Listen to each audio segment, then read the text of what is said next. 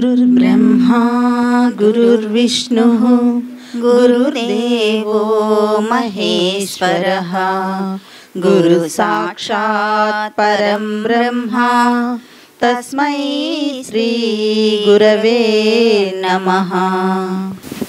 ఆత్మీయులారా, పరమ పవిత్రము, పావనము, శుభకరము, దివ్యమైన సంధ్యా సమయంలో మనం ప్రతి శనివారం నిర్వహించుకునే స్వామి భక్తుడి ఇంట్లో సత్సంగం అనే కార్యక్రమానికి మీ అందరికీ ఆహ్వానం పలుకుతూ మీలో ఉండే పరమాత్ముడికి నమస్కారం.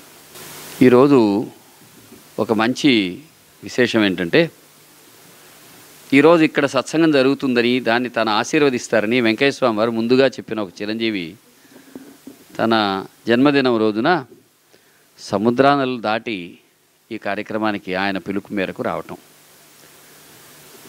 ఇది మనకేం చెబుతుందంటే, పోయినసారి ఒక కుర్రవాడు ఇట్లాగే వచ్చాడు. ఈసారి రావడంలో మరో విశేషం, ఫలానా వాళ్ళ ఇంట్లో జరిగే కార్యక్రమానికే నీవు వస్తావని చెప్పటం. దీని వెనక 3 ఆశీర్వాదాలు ఉన్నాయి. ఒకటి వ్యక్తిగతంగా తనకు, 2 ఈ కార్యక్రమం నిర్వహించుకుంటున్న మనందరికీ, 3వది స్వామి కరుణ ఎంత అద్భుతంగా ప్రపంచ మానవాళికి ఎప్పుడూ అందుతుందో తెలియజేసే ఒక అంశం కూడా ఇందులో ఇమిడి ఉంది. ఇది ఎంత దివ్యమైందంటే, మనమందరం అనుకుంటాం మనకు జరిగే కార్యక్రమాలు, మన ఇంట్లో ఎదురయ్యే పరిస్థితులు ఇవన్నీ కూడా మన వల్లనో మనం చేసిన పనుల వల్ల వస్తాయి అని. అట్లా కాదు, సూక్ష్మమైన భగవంతుడి దయ వీటిని ప్రభావితం చేస్తూ ఉంటుంది అనే మాట ఇక్కడ మనకి మరొకసారి రుజువైంది. అంతేకాకుండా ఒక ఆధ్యాత్మికతకు ఉదాహరణగా చెప్పుకోదగిన ఒక సత్పురుషుడు, ఆయన పేరు మీద ఆయన కోసం చేసే పనిలో ఎటువంటి వెసులుబాటు, సౌకర్యము, శాంతి, ఆనందాలు ఉంటాయో మేము ఈ వెంకయ్య స్వామి పరిశోధన చేస్తూ అనుభవిస్తున్నాం. అది మీ అందరితో కూడా పంచుకుంటున్నాం. ఇక్కడ మరో గొప్ప విషయం ఏంటంటే, ఎక్కడ భగవంతుడిని కొంచెంసేపు కొంతమంది కలిసి స్మరిస్తారో అక్కడ భగవంతుడి యొక్క తపస్సు, ప్రజ్ఞ మేల్కుంటుందని ధర్మం. అందుకని ఇక్కడ భగవంతుడనే ఒక సంబంధం, ఇక్కడ ఉండేవాళ్ళు ఎవరికెవరు బంధువులు కాదు, స్నేహితులు కాదు, ఏమీ కాదు. ఒక ఉత్తమ లక్ష్యాన్ని పెట్టుకుని ఇక్కడికి వచ్చారు. ఆ వచ్చిన వాళ్ళందరూ ఇక్కడ ఒక ఉద్దేశంతో కలిసి కొంచెంసేపు సత్కాలక్షేపం చేసుకొని సత్పురుషులైన షిరిడి సాయిబాబా వారు, వెంకయ్య స్వామి లాంటి మహాపురుషుల గురించి తలుచుకొని ఆ భక్తులతో కాలం గడిపి మళ్ళీ 1 గంటనో 2 గంటలనో సద్వినియోగం అవుతాయి మన జీవితంలో.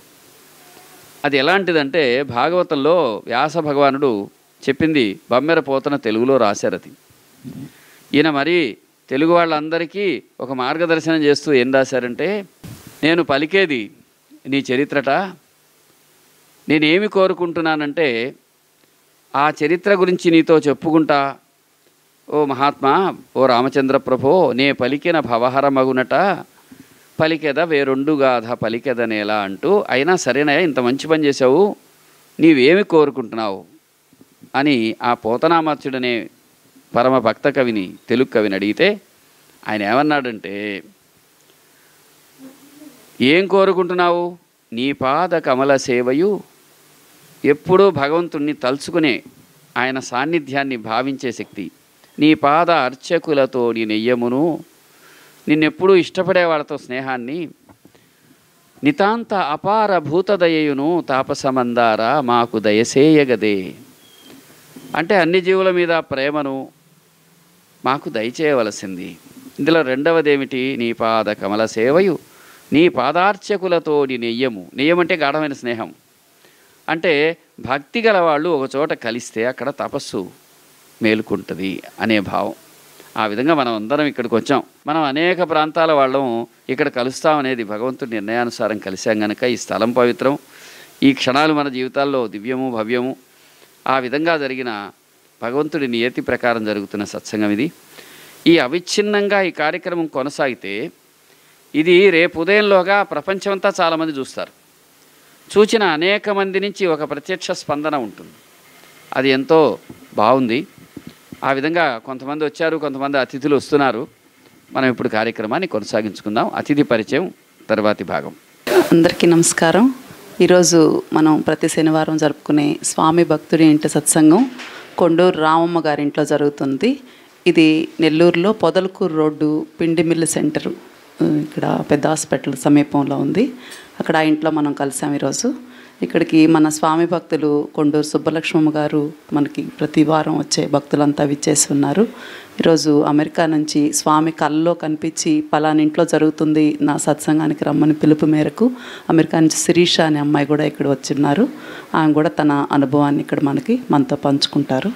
ఇప్పుడు రామమ్మ గారింట్లో సత్సంగం ప్రారంభిస్తున్నాం. మనము మన కార్యక్రమంలో ఎన్నోసార్లు వచ్చే విశిష్ట అతిథి, మనకందరికీ ఆత్మీయురాలు, స్వామి కృపకు ఎంతో పాత్రమైన వారు ఈ రామమ్మ. ఈవెన్ చూస్తే నాకు ఒక దగ్గరితనం. నిజంగా మేము కలిసేది తక్కువే అయినా ఆత్మీయత మాత్రం చాలా ఎక్కువ. ఎందుకంటే ఒక స్త్రీ జీవితంలో ఆమెకు ఎదురైనటువంటి విషయాలలో స్వామి చూపిన కరుణయే ఆమె పట్ల మన ఆత్మీయతకు కారణం. ఆ విధంగా ప్రత్యేకమైన అనుగ్రహానికి పాత్రమైన అమ్మ పెద్దావిడ ఈమె. అందుకని ఆమె ఇంటికి రావటం, ఈ స్థలంలో ఈ కార్యక్రమం నిర్వహించుకోవటం. అమ్మాయికి ఒళ్ళు బాగాలేదమ్మా. బాగలేకపోతే అప్పుడు ఏం బాగలేకుండా వచ్చింది? అమ్మాయికి రక్తం లేదు, పురుగులు ఉన్నాయని డాక్టర్లు చెప్తా వచ్చారు. మద్రాసు తీసుకోపోమన్నారు. నాకు ఇంట్లో పిల్లలు 4, బర్రెలు 4 పోలేను స్వామి అని చెప్పేసాను నేను. అని చెప్తే నేను ఇంకా ఏం లాభం లేదు. డాక్టర్ గారు సాయంకాలం ఈ అమ్మాయి, మా అన్న అక్కడ ఉద్యోగం చేస్తున్నాడు పెంచలరాజు, ఈ అమ్మాయి లాభం లేదు రాజు, ఈ అమ్మాయి రాత్రికి వెళ్ళిపోద్ది, చచ్చిపోద్ది అని చెప్పాడు. సరేలే పోతే పోయిందిలే అనుకొని మనసులో అనుకొని ఇంకా 3 ఉండాలి, పోతే పోయిందిలే అని నా మనసులో ఇదే అన్నా నేను ఇట్నే. సరే ఆ రోడ్డు అంత ఉన్నదేమో స్వామి, పోతే పోయిందిలే నా మనసులో అనుకొని ఈ అమ్మాయి దగ్గర పండుకొని ఉండా. నేను మా మనసు పండుకొని ఉంటే 4 గంటల సమయంలో ఇక్కడి నుంచి ఆ అమ్మాయి వయసు పిల్లోని తీసుకొని వస్తున్నాడు. స్వామి నడిచి వస్తున్నాడు. ఇక్కడి నుంచి గొలగముడిలో ఉన్నాడు అప్పుడు స్వామి ఉన్నాడు మామూలుగా సమాధిగాల. నడిపించుకొని హాస్పిటల్ కాడికి వచ్చాడు. కూర్చుని బయట ఈ అమ్మాయిని 3 సార్లు దిగదీసి ఆ అబ్బాయికి వేసాడు. ఈ అమ్మాయి ఆయాసం కదా, ఆ రోజు కూడా ఏం తినలే. ఆ అమ్మాయి ఆయాసంగా బాధపడుతుంది. ఇట్లా దిగదీసి వేసుకొని ఆ అబ్బాయిని మళ్ళీ నడిపించుకొని తీసుకొని పోతా ఉంటే ఇక్కడ రాజరాజన గుడి దాకా కూడా కనిపిస్తూనే ఉన్నాడు అబ్బాయి నడిచిపోయేటప్పుడు. ఈ అమ్మాయి ఎట్ట ఆయాసం పడుతుందో అదే మాదిరిగా ఆ పిల్లోడు ఆయాసం పడతావు తీసుకోపోతున్నాడు, నడవలేకపోతున్నాడు. స్వామి చెయ్యబట్టుకొని పోతున్నాడు. పోయినమాట ఈ అమ్మాయి ఇంకా నా 5వ గంటలకు లేచి, అమ్మ నాకు ఇడ్లీ కావాలా, నాకు ఆకలి వేస్తుంది, నాకు పాలు కావాలా, మామ ఇంకా రాలేదో పాలు కావాలని అడుగుతుంది నన్ను. అమ్మ సరే ఇదేంది అని చెప్పేసి 5 గంటలకల్లా కొంచెం ఇడ్లీలు తీసుకొస్తారు అక్కడికి, ఇడ్లీ పావళ పుట్లు. సరే ఒక రూపాయి ఇడ్లీలు తీసుకొచ్చి పెట్టాను, తినింది. సరే అమ్మ మామ వస్తే పాలు పోస్తే ఇంట్లో బర్రెలు పాలు తీసి పోసుకొని తర్వాత నేను వస్తాను, లక్ష్మిని తీసుకొని నీ దగ్గర పెట్టి రెండు అమ్మాయిని మళ్ళీ ఈ అమ్మాయి దగ్గర పొగులు పెట్టాలి, మళ్ళీ నేను పశువులు కాడికి పోవాలి కదా, వస్తానని చెప్పి ఈ అమ్మాయి చెప్పేసి అమ్మ నేను ఇంటికి వచ్చి పాలు తీసుకొని పోసుకొని అమ్మాయిని తీసుకొని అన్నోడికి అమ్మాయి దగ్గర తీసుకొచ్చా. అప్పుడు డాక్టర్ వచ్చేసి ఈ అమ్మాయి చూసి ఏంది పెంచలు రాజు, రాత్రి మీ చెల్లెలు తీసుకోబోయింది ఇంటికొని, మా అన్న అయితే ఎట్ట తీసుకోబోయిందో ఏం చేసిందో అని మా అన్న ఒక పక్క బాధపడతా వచ్చాడు. ఇక్కడ ఉన్నాడు మా అన్న దగ్గర, అక్కడి నుంచి ఆడికి వచ్చాడు. ఈ అమ్మాయి మంచంలో కూర్చొని ఉంది. డాక్టర్ మా అన్న చూసి ఈ అమ్మాయి ఇదేంది రాజు, ఈ అమ్మాయి రాత్రి వెళ్ళిపోయి ఉంటుంది అనుకొని వచ్చాను, నేను అటు చెప్తేనే ఇదేంటంటే ఏమోను మరి మా చెల్లెలు కూడా లేదు ఇంటికి పోయి ఉండదు అని నేను చెప్పాడు డాక్టర్తో. సరే మన వచ్చి మా అన్నకి పోయినో చెప్పా, మన స్వామి వచ్చాడన్నా రాత్రి ఈ అమ్మాయికి ఆవసిపోసాడన్నా, ఈ అమ్మాయికి కూడా నేను రుణం ఉండాలన్నా, ఆ స్వామి బతికిచ్చిపోయినాడు, ఎవరు రుణాన్ని పోవాలని కదా నేను ఫస్ట్ నుంచి కోరుకుంటాను, అందుకని స్వామి అప్పులు ఎగ్గొట్టబాకండి, మా అన్నం పెడితే తినండి, అప్పులు పెడితే హాస్పిటల్ పాలైపోతారు, రుణబంధాలు మట్టుకుండకూడదు, బిడ్డలకు వస్తుంది రుణబంధాలు అనేది, అప్పులు ఎగ్గొట్టకూడదు. మన మనసు ఎంత బాగుంటుందో మన సంసారాలు అట్లుంటాయమ్మా. మన మనసు పక్కకు బాగూడదు, మన మనసు పక్కకు చెల్లాడిందంటే మన సంసారాలు బాగుండవు. మనం ఎంత ఇదిగా ఉంటాం మన సంసారం కూడా అట్టే ఉంటుంది. ఇతరుల సొమ్ముకు ఆశించకూడదు, ఇతరుల దేవుడిది ఆశించకూడదు, మన కష్టంలోనే మంది. నేను బాధల్లో ఉన్నప్పుడు ₹1,00,00,000 ఆస్తి అన్నాడు, బిడ్డలు పస్తు పెట్టుకొని బరీలు లేక నేను ఇస్తే ₹1,00,00,000 ఆస్తంటే మేము స్వామి అదిగో పిచ్చిదానా లక్షలు వస్తుంటే 7 లక్షలు. అప్పటికి 3 బిడ్డలు ఉండేది, ఇంకొక బిడ్డ కూడా పుట్టలేదు. ఈ 3 బిడ్డలు పస్తు పెట్టుకు ఈడికి వస్తే లక్షలు అంటుండే స్వామి, 7 నుంచి లక్షలు వచ్చేది. ఇప్పుడు ఇంట్లో పస్తుండరులే అనుకుంటుండా. ఫస్ట్ ఆ రోజు కూడా పస్తు పెట్టిన మరుస రోజు మా అక్క చేత పంపించాడు ఊరి నుంచి అన్నీ. నాకు ఇటు జరిగింది. మా అక్క పెద్ద ఎత్తుకొని వచ్చింది ముస్తాపురం నుంచి. అన్నీ వస్తాయి, బర్రెలు వస్తాయి, లక్షలు ఉన్నాయి, దర్గా పిండి ₹1,00,00,000 ఆస్తుంది. అప్పుడు నేను ₹1,00,00,000 కొనింది లేదు, ఆస్తి లేదు. ఈరోజు మనం శ్యామల వాళ్ళ ఇంట్లోనే ఎవరినైతే స్వామి కాపాడాడో ఆ రోజు స్వామి అక్కడికి వచ్చారా? కళ్ళ వచ్చాడు, స్వామిగా రాలేదు. ఆ అబ్బాయిని తీసుకొని వచ్చాడు. ఏట్లో చెట్లల్లో చెరుకు తోటలు గడ్డి తెచ్చినా కానీ నేను ఎవరు తోడలేదు, ఆయన నాకు తోడు. నాకు మానవుల తోడు తీసుకోపోను ఎక్కడికి. బరిగుడ్లు 10 రోజులు వెతికిన ఆ స్వామి ముందు పోతుంటాడు, నేను వెనకపోతుంటాను. కానీ ఆయన లేకుండా నేను ఈరోజు లేను. చాలా బాగుంది. ఇప్పుడు ఈ అమ్మాయి శిరీష నార్త్ కెరోలినా రాష్ట్రం నుంచి వచ్చారు. ఈ అమ్మాయి స్వామి భక్తురాలు. స్వామి దయ వల్ల ఆమె తనకు వచ్చిన అనుభవాన్ని మనతో పంచుకుంటారు. నాకు జూలై 29 రోజు నాకు స్వామి బాగా పొద్దున్న లేచి మెడిటేషన్ చేయమని చెప్తున్నట్టయితే నాకు బాగా అనిపిస్తుంది. చాలా రోజుల నుంచి అది చేస్తే నీకు చాలా మంచి జరుగుతుంది అని చెప్తున్నారని నాకు బాగా అనిపిస్తుంది. సో నేను అది చేద్దామని ట్రై చేస్తూ ఒకరోజు పొద్దున్న చేస్తూ ఊరికి అలా కూర్చున్నాను స్వామి ముందు. నాకు ఇంకా అలా కూర్చునిగా నిద్ర వచ్చి పడుకున్నాను అక్కడే. అప్పుడు ఇలా సత్సంగం అంతా జరుగుతుంది, కోడూరు రావమ్మ వాళ్ళ ఇంట్లో జరుగుతుంది అని కల వచ్చింది. ఇల్లు కూడా ఇలా పొడుగ్గా ఉంది, ఇలా వెడల్పుగా ఇప్పుడున్న ప్రకారంగానే ఉందని కల వచ్చింది. నేను అందుకే ఆ రోజు లెగిసిన తర్వాత ఆ డే గుర్తు పెట్టుకున్నాను, జూలై 29 అని. జరుగుతుందో లేదో చూద్దాంలే అని అనుకున్నాను. నేను ప్రతి వారం సత్సంగం చూస్తుంటాను యూట్యూబ్లో. అప్పుడు చూసిన వాటిలో వీళ్ళ ఇల్లు అయితే రాలేదని నాకు అర్థమైంది. ఇంకా గత 2 వారాలుగా నేను చూడలేదు. ఇక్కడికి వచ్చాను నేను, మరి ఏమోలే తెలియదు కదా అనుకున్నాను. ఇవాళ ఇది జరగడం నాకు చాలా సంతోషంగా ఉంది. ఇంకా ఇవాళ ఇక్కడికి రావడం కూడా ఒక పెద్ద మిరాకిల్లానే అనిపిస్తుంది. మేము నిన్న రాత్రి వచ్చాము, అది బాగా ట్రైన్ లేట్ అయ్యి 4ంటికి రావాల్సింది 8 అయిపోయింది. ఇంకా అంత రూమ్ అంతా లేట్ అయ్యి ఇంకా మాకు కూడా బాగా అలసటగా అనిపించి ఇవాళ దర్శనం కూడా బాగా రష్గా ఉంది. మధ్యాహ్నం వెళ్ళినప్పుడు అది హారతి దర్శనము, ఇంకా బాగా అలసిపోయాము. ఇంకా అందుకని పడుకున్నాము మధ్యాహ్నము. ఇంకా 4ంటప్పుడే లేచాము కరెక్ట్గా. లేచి నాకు సడన్గా అయ్యో ఇవాళ ఉంది కదా వెళ్ళలేకపోతున్నానే, నాకు కళ అలా వచ్చింది కదా, సరే ఊరికే కాల్ చేసి చూద్దాము అని ఫోన్లో చూశాను. అప్పుడు సార్ నెంబర్ దొరికితే ఫోన్ చేస్తే ఇవాళ ఉంది 5ంటికి అని చెప్పారు. ఇంకా మా అమ్మ నాన్న వాళ్ళు బయటికి వెళ్ళారు పాలు తీసుకురావాలని మా బాబుకి. ఇంకా వాళ్ళు వచ్చి అంతా మేము అనుకునేసరికి 4:30 అయిపోయింది. అయినా మేము వెళ్ళలేమేమో తెలియని చోట, అసలు మాకు నెల్లూరు అసలు ఏమీ తెలియదు. గొలగమూడి కూడా స్టేషను, గొలగమూడి వెళ్ళటం అంతే తెలుసు, ఈ ఊరైతే మాకేం తెలియదు. సరే ఎలా అయితే అలా అవుతుందిలే చూద్దాము అని ఆటో ఎక్కాము. ఇంకా అనుకోకుండా అందరికన్నా మేమే ముందొచ్చాము ఇక్కడికి. ఇదైతే చాలా మాకు చూసిన సంఘటన. 4ంటికి 5ంటికి ఎంత గంటలోనే ఎన్నో జరిగిపోయి ఇవాళ ఇక్కడ మీ అందరం ముందు ఉన్నాము. ఇంకా నాకు జరిగిన సంఘటన, నాకు చాలా సంఘటనలు జరిగాయి, అందుట్లో కొత్తగా జరిగినది చెప్తాను. మొదట మాకు వెంకయ్య స్వామి ఎలా పరిచయం అంటే, మా నాన్నగారు నెల్లూరు ఒక్కలి గృహప్రవేశానికని 2001లో వచ్చారు.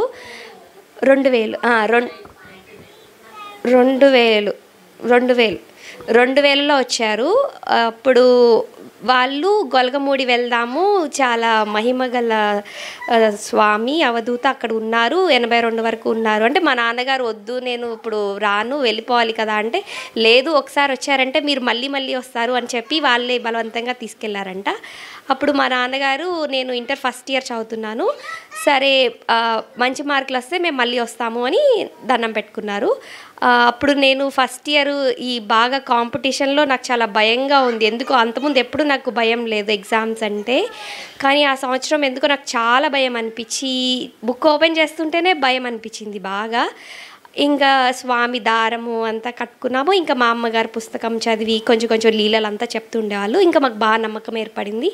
సరే ఎగ్జామ్ బాగా రాస్తే చూద్దాము వెళ్దామని అనుకున్నాము. అనుకోకుండా నాకు చాలా బాగా మార్క్స్ వచ్చాయి. నాకు స్టేట్ 9th ర్యాంక్ వచ్చింది. ఆ భయం అంతా పోయింది. ఇంటర్ సెకండ్ ఇయర్ ఫ్రీ వచ్చింది. ఇంకా సరే అని సెకండ్ ఇయర్ కూడా బాగా మార్క్స్ వస్తే ఇక్కడ వచ్చి నిద్ర చేద్దాము, ఇంకా బిట్స్ పిలానీలో జాయిన్ అవ్వాలని మాకు అందరికీ కోరికగా ఉంది. సరే అని ఇక్కడికి వచ్చి మేలో అప్లికేషన్ ఫామ్ కూడా స్వామికి సమాధికి పెట్టి అక్కడే స్వామి వారి ముందు కూర్చుని అప్లికేషన్ కూడా ఫిల్ చేసాము. ఆ ఫిల్ చేసినప్పుడు మేము ఆల్రెడీ ఇంటి దగ్గర బాగా చూసుకుని ఏదైతే పెట్టామో అదే ఒరిజినల్ కాపీలో ఇక్కడ పెడదామని అనుకున్నాము. అయితే అంతా పెట్టేసి ఒక్క దగ్గర వచ్చి ఆగాను. ఇంకా అది కూడా ఇంటూ కొట్టాలి లేదా నెంబర్ పెట్టాలి, 1 2 3 ఏది కావాలంటే అది వస్తుంది అనమాట. మన మార్క్కి ఏది సరిపోతే అది వస్తుంది. ఆ ఒక్క బయోలాజికల్ సైన్సెస్ అనే దగ్గర నేను కొట్టేయకుండా ఎందుకో ఉంచాను. నేను మా అమ్మ వాళ్ళతో ఇది వస్తే నాకు చాలా ఇష్టము, నేను చదువుతాను అని అడిగితే మేము మళ్ళీ ఒక 5 నిమిషాలు ఆలోచించి సరే పెడదామని పెట్టాము. అలాగా నాకు అదే వచ్చింది. అది అప్పుడు మాకు చాలా నమ్మకంగా అనిపించింది.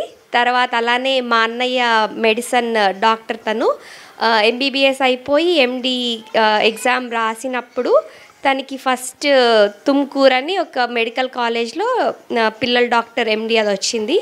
కానీ తనకి అక్కడ చదవడం అంత ఇష్టం లేదు. అది అప్పుడే ఆ సంవత్సరమే మొదలుపెట్టారు. ఇంకా అంత బాగుండదేమో, మంచి డీమ్డ్ యూనివర్సిటీలో చదివితే బాగుంటుంది అని బాగా అనుకున్నారు. సరేలే అని సెకండ్ కౌన్సిలింగ్కి ఊరికే వెళ్ళాడు. తనకి రాదని కూడా తెలుసు, తనకన్నా ముందు వాళ్ళు ఉన్నారని. ఇంకా మా అమ్మగారు ఆ రోజే స్వామి ముందు కూర్చుని తనకి ఇలా చదవాలని ఉంది, ఏం చేస్తావో నీ ఇష్టం అని అనుకున్నారంట. కరెక్ట్ అనుకుని పడుకున్నారంట. కరెక్ట్గా ఒక అరగంటలో మా నాన్నగారు ఫోన్ చేసి అక్కడే దమన్గిరి కాలేజ్లో MD పీడియాట్రిక్స్ వచ్చింది అని చెప్తే ఇది నిజమా కళ అని అనుకున్నారంట. అది కూడా మాకు బాగా అంటే తనకన్నా ముందు ఉన్న వాళ్ళు వేరే వేరే వాటికి వెళ్ళిపోయి తనకి అలా వచ్చింది. సో అది కూడా అయిపోయింది. అది కూడా మేము ఇప్పటికి కూడా అనుకుంటాము అది ఖచ్చితంగా స్వామివారి లీలే అని. ఇలా చిన్న చిన్న సంఘటనలు ఇంకా చాలా ఉన్నాయి. ఇంకా రీసెంట్గా మొన్న ఒకటి జరిగింది చెప్తాను. నేను ఒక దగ్గర జాబ్ చేస్తున్నాను, చాలా పని ఉండేదన్నమాట. రోజంతా నైట్ వీకెండ్స్ కూడా పని చేసేదాన్ని. నేను ఎప్పుడూ అడుగుతుండేదాన్ని, నాకు ఎందుకు ఇంత కష్టమైన పని ఇచ్చావు, ఇంకేదైనా ఇవ్వచ్చు కదా అని. కష్టపడితే మంచిదే కదమ్మా అని చెప్పినట్టు నాకు అనిపించేది. సరేలే ఇంకా ఏదో మంచి జరుగుతుందిలే అని నేను అలా అనుకుంటూ ఇంకా ట్రై చేస్తూ ఉన్నాను. ఇంకా ఇప్పుడు సత్సంగంలో చెప్తున్నారు కదా, అలా నేను అనుకున్నాను అనమాట. ఏది మంచిదైతే అదే నాకు ఇవ్వు. అంతకుముందు అయితే ఒకటి పట్టుకుని నాకు అదే కావాలి అని అడిగేదాన్ని. ఇంకా ఈ మధ్య ఇది కొంచెం వినగా నాకు అనిపించింది అన్నమాట. సరే ఏది మంచిదైతే అదే ఇవ్వు అని నేను అనుకున్నాను. అలా నాకు ఫస్ట్ ఒక కంపెనీలో జాబ్ వచ్చింది. ఇంకా అంతా అయిపోయింది అని అనుకున్నాము.